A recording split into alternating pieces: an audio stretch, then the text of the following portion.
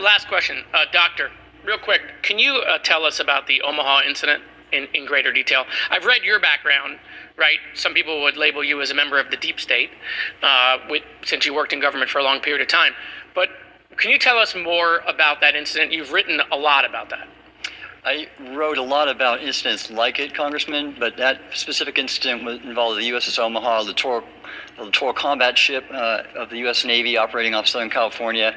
I don't remember the exact date. It was within the last decade. And what the watchstanders on the bridge observed was a UAP, again, something that was aloft but had no observable exhaust or control surfaces. So it was something that couldn't be explained.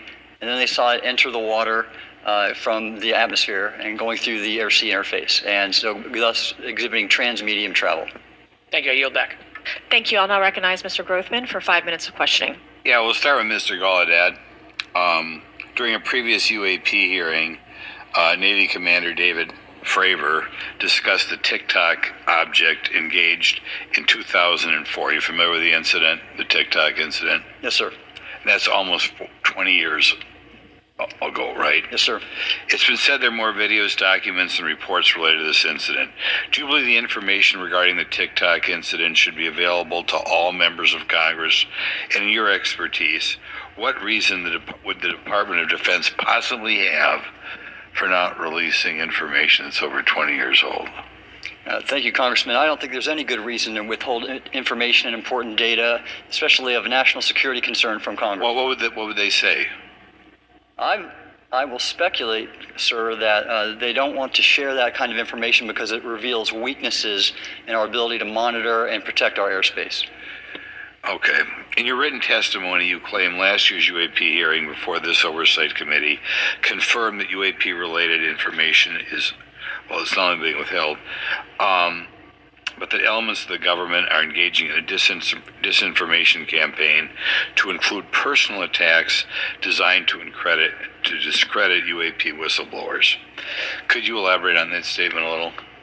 Yes, sir. Earlier this year, I met with the DoD's All-Domain Anomaly Resolution Office, and what I thought would be a 90-minute meeting just to meet with leadership turned out to be an hours-long influence operation on me, where they attempted to convince me of the validity of the very flawed and error-ridden historical records report.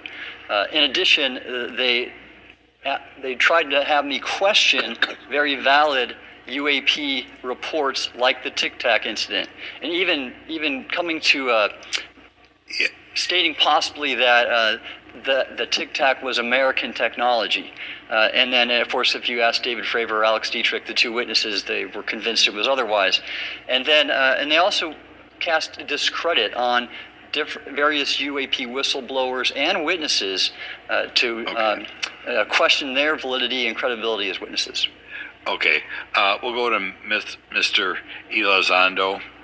Hope I got that right, or not at least close not enough, sir. You're familiar with the recent drone incursion over Langley Air Force Base? Yes, sir. The owners of these drones remain unclear. The U.S. military has not been able to give us in Congress an answer. Given your experience with the Department of Defense and the intelligence community, how frequently are UAP sightings over military installations? And secondly, I suppose hypothetically you could have incursions over just, say, regular airports. Is it obvious these incursions are more likely over military facilities than just a random airport out there? Yes, sir. There's definitely enough data to suggest that there is certainly some sort of relationship between sensitive U.S. military installations, also some of our nuclear equities, and also some of our Department of Energy sites.